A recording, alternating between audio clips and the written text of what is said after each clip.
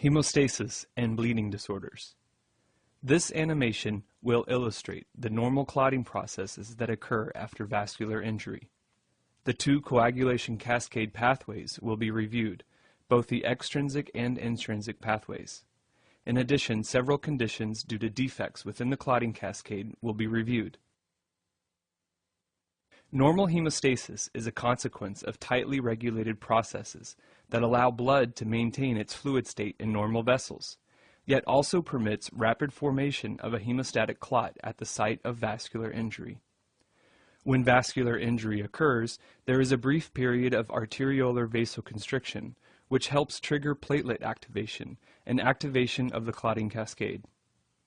Let's take a closer look at an injured vessel. In this illustration, the normal blood vessel contains red blood cells, white blood cells, and platelets. After blood vessel injury, layers of smooth muscle cells, collagen fibers, and endothelium are cut and become exposed. Let's take a look at the formation of the primary clot. Platelets encounter the highly thrombogenic subendothelial extracellular matrix. This matrix contains collagen and the adhesive glycoprotein von Willebrand factor. Von Willebrand factor causes platelets to adhere to the extracellular matrix and become activated. Activated platelets undergo a dramatic change in shape. Secretory granules containing ADP are released and serve as a potent activator of platelet recruitment and aggregation. Thromboxane A2 is also released from activated platelets. It is a powerful vasoconstrictor and enhances platelet aggregation. These events collectively lead to the formation of the primary hemostatic plug. Next, the two coagulation cascade pathways, the extrinsic and intrinsic pathway, lead to formation of the secondary clot, extrinsic pathway. The extrinsic pathway is the most physiologically relevant pathway because it occurs following vascular damage. Following damage to a blood vessel, factor VII comes into contact with tissue factor, forming the tissue factor factor VIIa complex. This complex activates factor X to form factor Xa, which converts prothrombin, or factor II, into thrombin, also known as factor IIa. Thrombin then activates fibrinogen, or factor I, so that it forms fibrin, also known as factor Ia. Fibrin then fills in the primary hemostatic plug to create a meshwork, which tightly binds the plug together. Red and white blood cells become trapped inside the plug and form a definitive secondary hemostatic plug. Intrinsic pathway. The intrinsic pathway begins when factor XII encounters high molecular weight kininogen, which is expressed on collagen, and is activated to form factor XIIa.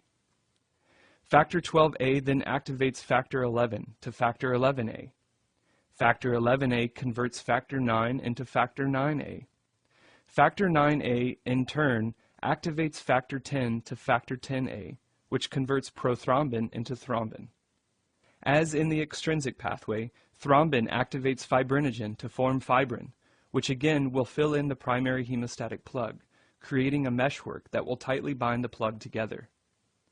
Similarly, red and white blood cells become trapped inside the plug to further form the definitive secondary hemostatic plug. Meanwhile, in the liver, activation of the clotting cascade is set into motion.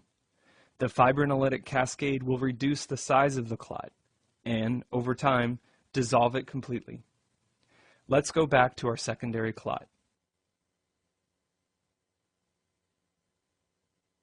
When plasminogen, an inactive plasmin precursor produced by the liver, encounters TPA, synthesized by the endothelium, plasminogen is converted into plasmin.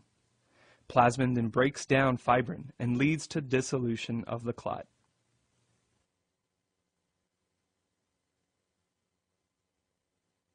We will now illustrate several relevant bleeding disorders. Von Willebrand disease. Von Willebrand disease is the most common hereditary bleeding disorder. In this disease, there is a defect in von Willebrand factor, which normally mediates the binding of GP1B on platelets to collagen. This defect inhibits primary hemostasis and increases one's tendency to bleed. Bernard-Soulier syndrome. Bernard-Soulier syndrome is a defect or deficiency in GP1B, the receptor for von Willebrand factor found on platelets. A defect or deficiency of GP1B also leads to a lack of primary clot formation and an increased tendency to bleed. Thus, Bernard-Soulier syndrome without functional GP1B involves platelets that are unable to attach to the subendothelium. Glanzmann's thrombasthenia. Glanzmann's thrombasthenia is characterized by a defect in GP2B3A, a platelet fibrinogen receptor complex. With this defect, primary hemostasis is inhibited because fibrinogen cannot cross-link platelets.